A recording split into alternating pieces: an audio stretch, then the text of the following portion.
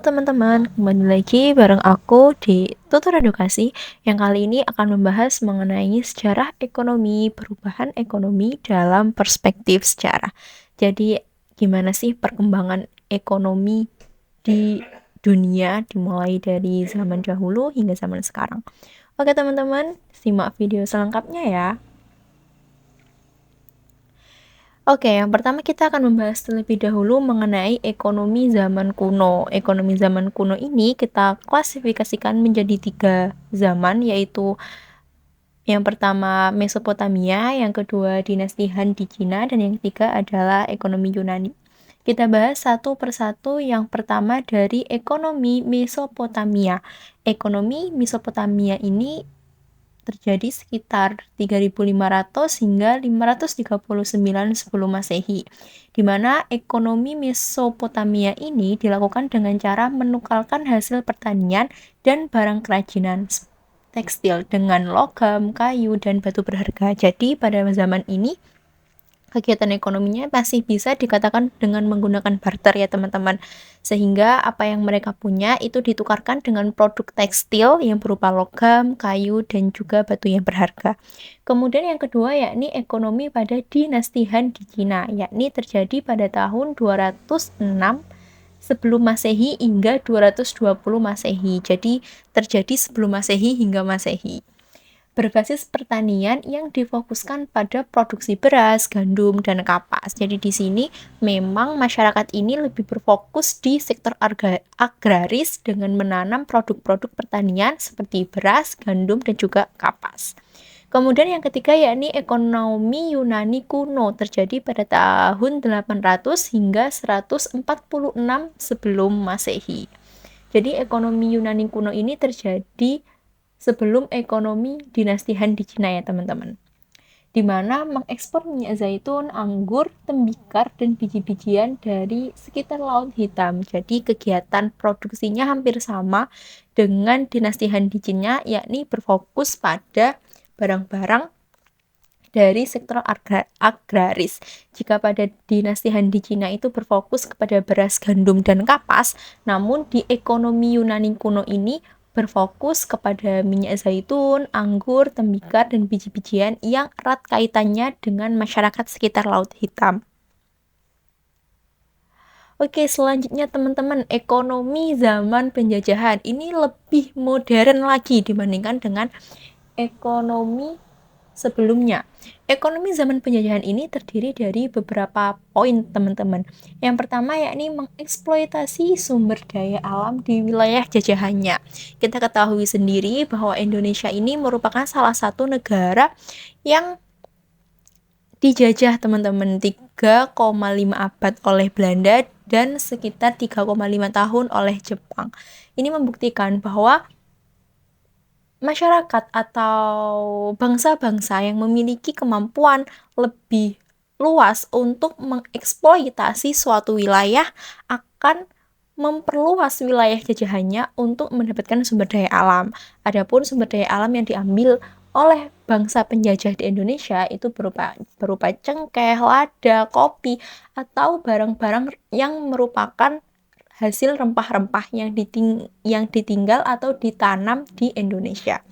Kemudian yang kedua, menerapkan sistem tanam paksa dan pendirian perkebunan. Iya, benar sekali teman-teman. Jadi ketika Belanda datang ke Indonesia 3,5 tahun, mereka mengadopsi yang dinamakan sistem tanam paksa, di mana masyarakat pribumi diwajibkan untuk menanam tanaman yang sudah ditentukan oleh kolonial Belanda, apakah itu kopi, apakah itu cengkeh, apakah itu lada. Kemudian tanaman-tanaman yang ditanam oleh masyarakat Indonesia itu dibeli oleh Belanda namun dengan harga yang sangat murah. Jadi itulah salah satu sistem kolonialisme yang ada di Indonesia. Kemudian yang ketiga, memonopoli perdagangan di wilayah penjajahan. Iya, teman-teman. Berkaitan dengan poin yang kedua, di mana masyarakat itu disuruh menanam tanaman yang sudah ditentukan oleh pihak kolonial, yaitu apakah cengkeh, kopi, lada, dan sebagainya. Kemudian dibeli dengan harga yang murah, teman-teman. Jadi dimonopoli, diberi dengan harga yang sangat murah, namun nanti mereka akan menjual dengan harga yang sangat tinggi. Itu namanya monopoli perdagangan, teman-teman. Kemudian yang keempat, poin keempat, penggunaan tenaga kerja paksa dan sistem perbudakan secara masif. Jadi teman-teman, di poin kedua, ya ini kan menerapkan sistem tanam paksa dan pendirian perkebunan. Jadi masyarakat Indonesia ini kan beraneka ragam ya teman-teman. Ada memang mereka yang pada dasarnya memiliki tanah yang cukup luas. Ketika mereka memiliki tanah yang cukup luas, mereka diwajibkan untuk menanamkan tanaman yang ditentukan oleh pemerintah kolonial. Namun, bagi masyarakat yang tidak memiliki lahan atau tidak memiliki tanah perkebunan, maka ia diwajibkan kerja, teman-teman. Kerja di mana? Kerja di perkebunan Belanda tanpa dibayar. Itu merupakan salah satu kebijakan Belanda yang cukup menyengsarakan masyarakat Indonesia. Sehingga mereka yang memiliki lahan atau tanah harus menanam lahan atau tanahnya itu dengan menggunakan produk-produk yang sudah ditentukan oleh kolonial atau Belanda di sini, dan masyarakat yang tidak memiliki lahan mereka harus bekerja di bawah perusahaan atau perkebunan Belanda. Kemudian yang ketiga, pembangunan infrastruktur dilakukan untuk kepentingan ekonomi penjajahan, teman-teman. Jadi, banyak teman-teman masyarakat yang dipekerjakan untuk membentuk jalan, membentuk bendungan, ditujukan apa? Agar pengairan di sawah-sawah Belanda, di perkebunan Belanda, itu dapat mendapatkan hasil yang maksimal. Kemudian yang terakhir, ketimpangan ekonomi dan sosial akibat eksploitasi ekonomi. Tentunya teman-teman, karena kegiatan ekonomi yang dilakukan Belanda itu kan memonopoli perdagangan, di mana dia membeli rempah-rempah di para petani dengan harga yang murah, kemudian menjualnya dengan harga yang sangat mahal. Otomatis di sini akan terjadi ketimpangan ekonomi, dan tetap masyarakat yang berada di wilayah jajahannya, atau dalam pembahasan kali ini masyarakat Indonesia akan mengalami kesengsaraan sosial dan juga ekonominya, karena hasil yang didapatkan itu tidak sebanding dengan usaha yang dikeluarkan.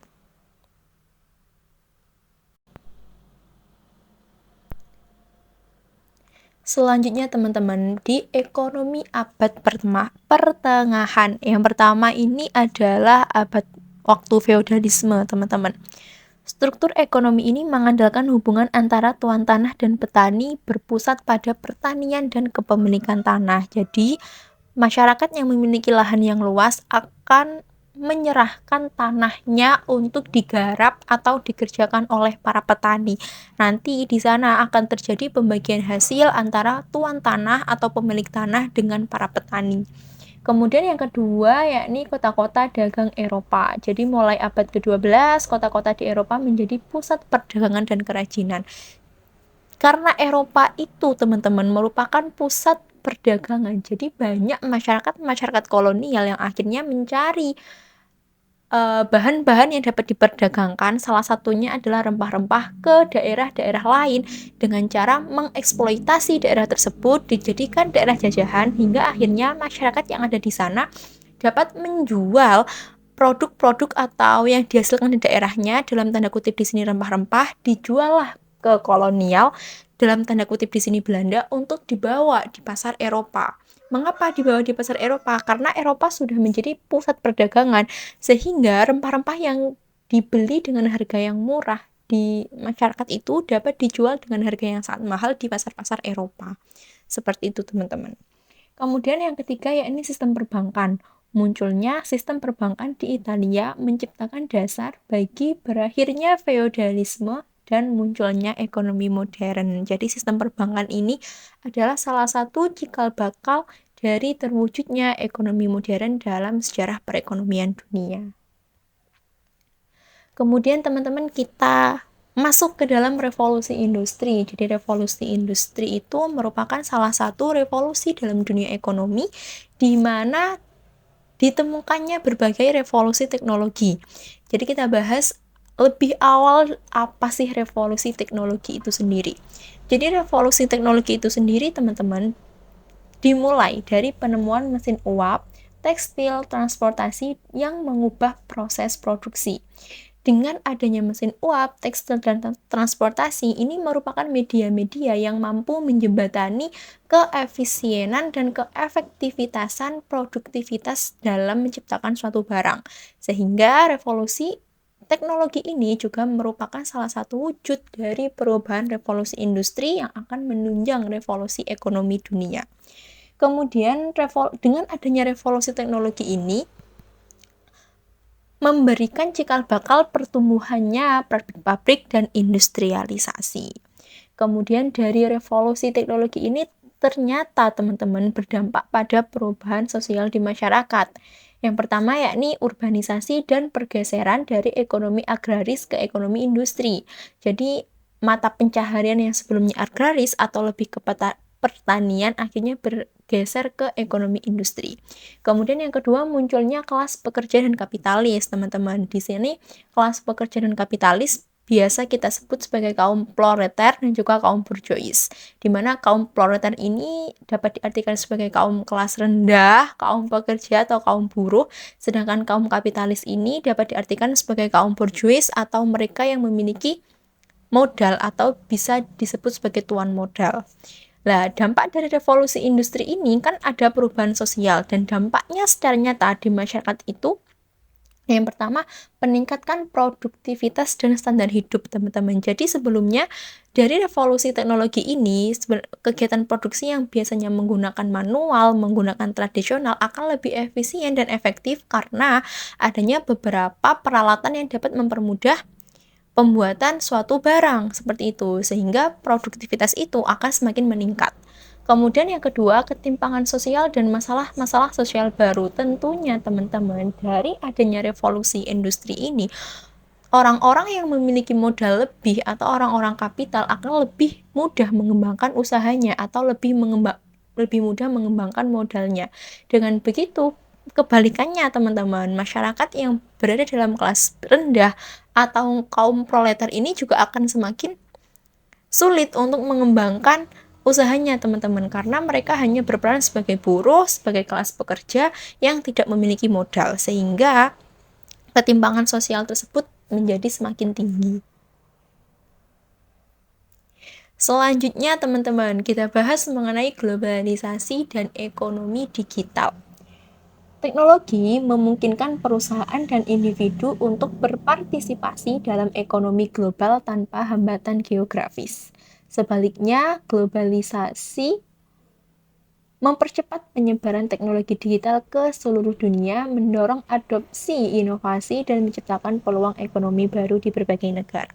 Sebenarnya teman-teman, kalau kita tarik garis besarnya, globalisasi dan ekonomi digital ini merupakan satu kesatuan, di mana dengan adanya globalisasi, kegiatan ekonomi itu dapat dilakukan tanpa ada batas ruang dan waktu, tanpa ada batas letak geografis suatu wilayah gitu teman-teman. Sedangkan ekonomi digital membuat adanya globalisasi dari segi ekonomi itu semakin mudah. Karena apa teman-teman? Karena semua bisa diakses dengan mudah, bisa diakses dengan satu swipe, searching jari dan lain sebagainya. Dan ini yang menjadi garis besar atau benang merahnya bahwa globalisasi dan ekonomi digital itu sebenarnya berada pada satu kesatuan yang selaras. Kemudian tantangan ekonomi masa kini. Jadi ada 4 poin nih tantangan ekonomi masa kini. Kira-kira apa saja ya? Kita bahas satu persatu. Yang pertama yakni ketidakpastian geopolitik. Yang pertama dimulai dengan adanya konflik dagang antar negara dapat mengganggu perdagangan dan investasi. Ini selaras teman-teman. Mungkin teman-teman di sini ada yang mengingat bahwa terjadi konflik antara Ukraina dan Rusia, teman-teman. Sedangkan negara-negara itu kan memiliki rekan-rekan di belakang layarnya. Sampai saat ini Rusia masih menstop pengiriman atau ekspor minyak mentah ke negara-negara Eropa.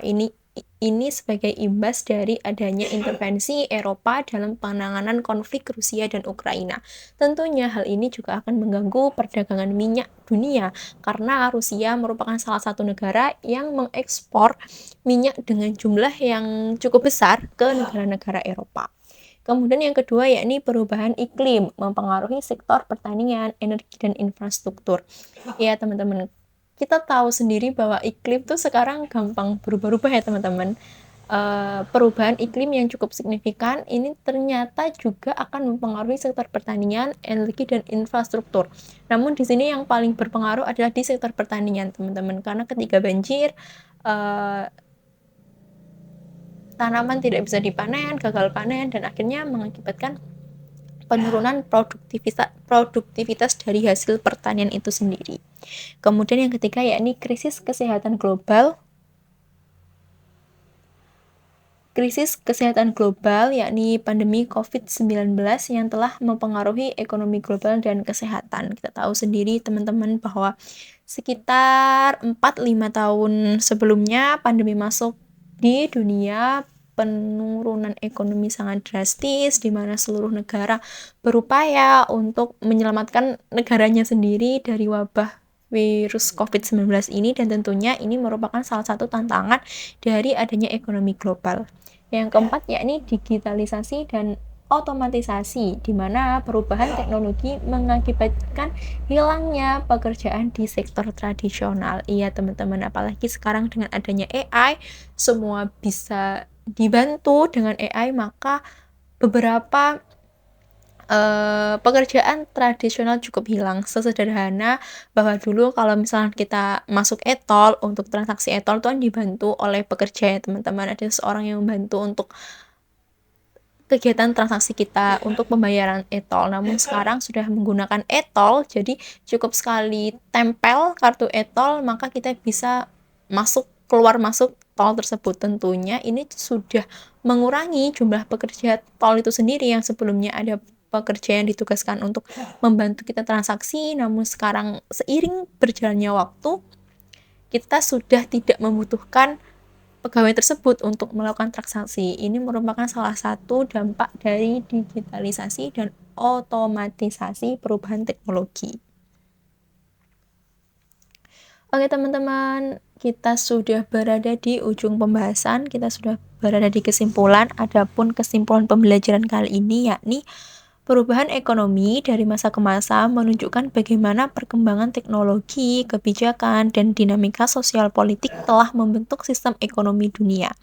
Dari ekonomi agraris di zaman kuno, sistem feodalisme di abad pertengahan, hingga revolusi industri dan era globalisasi modern. Setiap periode memiliki dampak signifikan terhadap masyarakat dan kesejahteraannya. Oke teman-teman, terima kasih atas video pembelajarannya kali ini. Terima kasih sudah meluangkan waktu untuk menonton video pembelajaran kali ini. Semoga video pembelajaran kali ini bisa bermanfaat dan berguna bagi teman-teman semua, bisa meningkatkan pemahaman teman-teman mengenai sejarah perekonomian dunia. Dan teman-teman jika ada pertanyaan atau ada requestan video, bisa teman-teman drop out di kolom komentar. Oke teman-teman, terima kasih atas waktunya. See you in the next video and bye-bye.